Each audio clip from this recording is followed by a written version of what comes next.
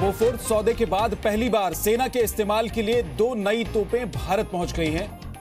2 ultra light 145 M777 howitzer तोपें America से trial के लिए भारत आई हैं।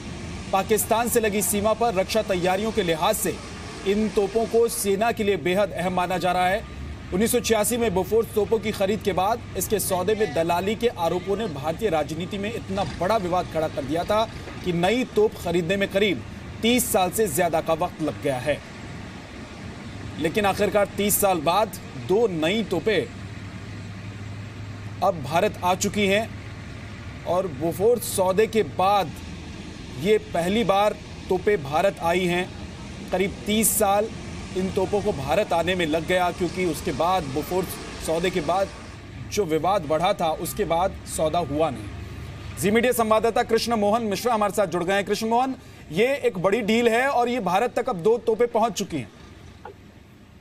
जी, पहली ये कुल टोटल 145 तोपों की डील है, जिनमें से पहली 2 तोपें आज भारत पहुंच चुकी हैं और अब इनको जो फाइनल ट्रायल्स हैं उनके लिए पोखरण ले जाया जाएगा।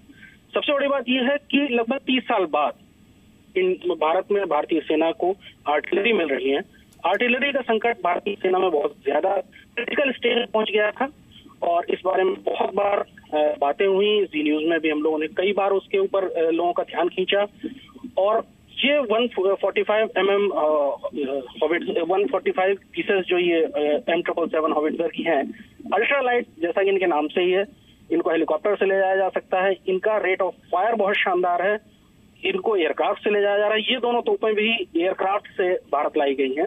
तो खास तौर पर जो भारत 2 मोर्चों पर लड़ाई लड़ रहा है पहाड़ों में, पाकिस्तान के खिलाफ भी और चीन के खिलाफ भी, वहां ये तोपें बहुत ज्यादा कारगर होंगी, क्योंकि स्विफ्ट इंडक्शन, बहुत तेजी से इनको मैदान जंग में जहां इनकी जरूरत होगी वहां ले जाया जाएगा।